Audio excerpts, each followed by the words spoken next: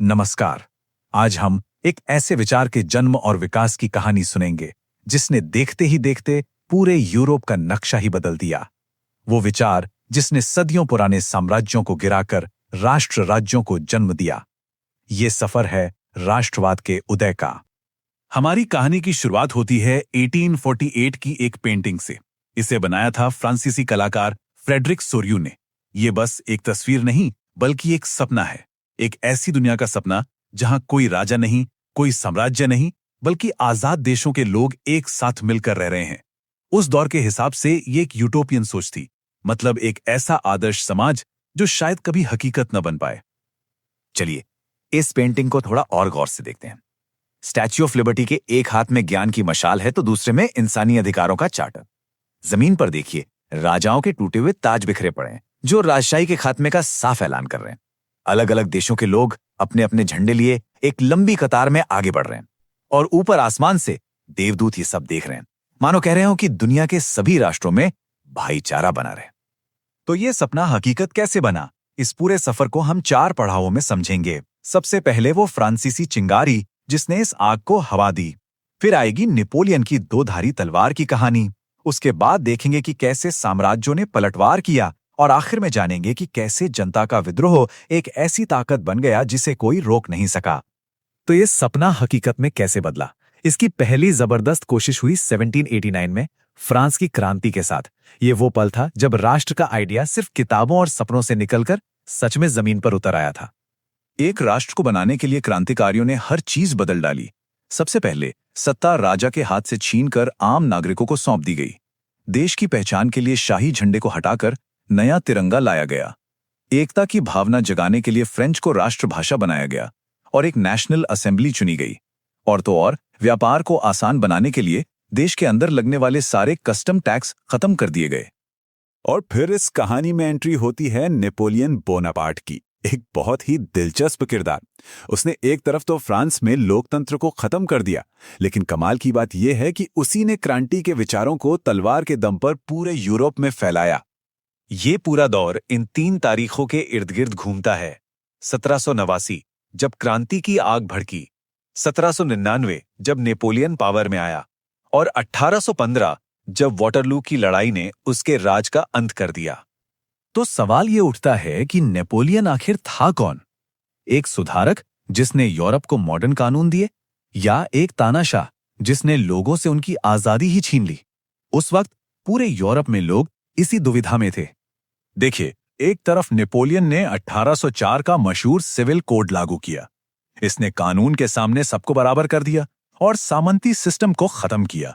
ये वाकई बहुत बड़े सुधार थे। लेकिन सिक्के का दूसरा पहलू भी था।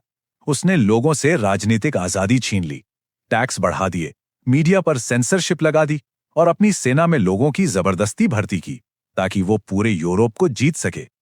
खैर, नेपोलियन की हार के बाद यूरोप के पुराने साम्राज्यों जैसे ब्रिटेन, रूस, प्रशिया और ऑस्ट्रिया ने बाजी पलटने की कोशिश की। उन्हें लगा कि राष्ट्रवाद का ये नया और खतरनाक आइडिया उनके लिए खतरा है, इसलिए उन्होंने इसे कुचलने की ठान ली। तो 1815 में ये सब बड़ी ताकतें वियना शहर में इकट्ठा हुईं। उनका मकसद बिल्कुल साफ था, यूरोप को वापस वैसा ही बना देना जैसा वो क्रांति से पहले था। उन्होंने फ्रांस में फिर से राजशाही कायम कर दी और उसकी सीमाओं पर कई छोटे छोटे राज्य बना दिए ताकि फ्रांस दोबारा ऐसी हरकत ना कर सके। बचा हुआ यूरोप रूस और ऑस्ट्रिया ने आपस में बांट लिया। लेकिन आप आग को दबा तो सकते हैं पर बुझा नहीं सकते।